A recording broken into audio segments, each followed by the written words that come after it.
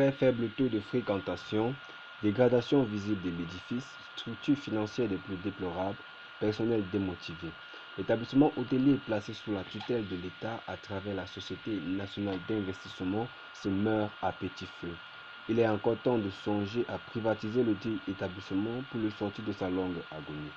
Situé sur l'un des flancs du mont Fébé et voisin du palais présidentiel, cet établissement inauguré en 1969 par El Hadj Amadou Ahidjo, alors président de la République fédérale du Cameroun, domine toute la ville. L'hôtel ex-Sofitel a perdu de sa superbe dans les années 1990, mais reste un établissement de bon standing à Yaoundé.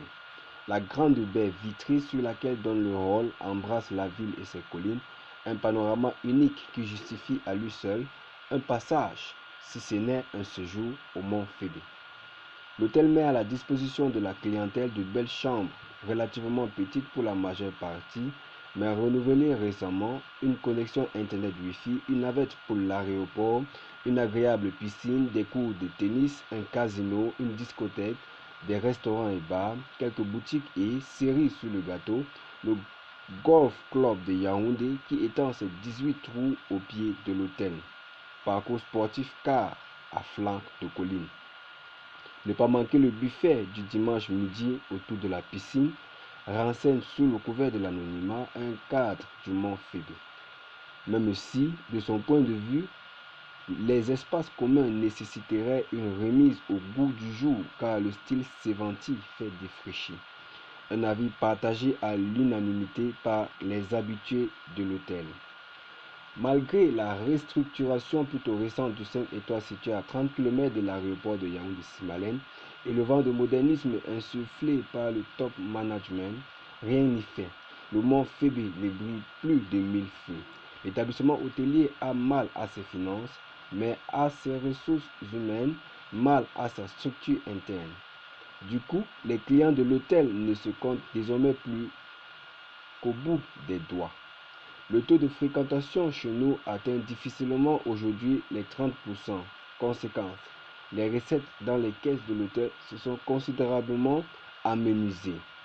Encore que les rares clients qui y séjournent de temps en temps sont logés par l'État qui n'est pas toujours prompt à délier sa bourse, déplore notre source.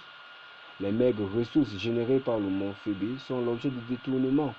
Il suffit pour s'en convaincre de mentionner qu'un comptable de l'hôtel est actuellement écroué à Kondengui depuis 2014, accusé de soustraction d'une somme de 8 millions de francs CFA des caisses du mont Fébé et de tentative d'escroquerie de 6 millions de francs CFA.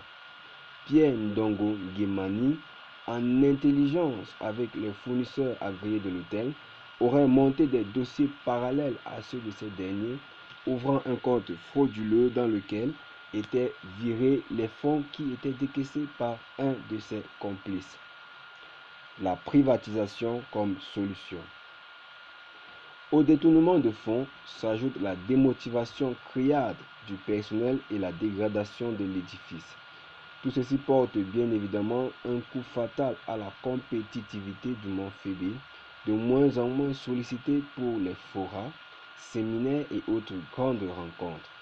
Il s'ensuit l'agonie actuelle de l'hôtel qui survit grâce aux subventions et autres perfusions financières de l'État. Sous le regard amusé du ministère en charge du tourisme et des loisirs et du top management de la SNI. La reprise en main à travers la privatisation fera certainement le plus grand bien à cet établissement 5 étoiles qui risque de mettre la clé sous le paillasson si rien n'est fait.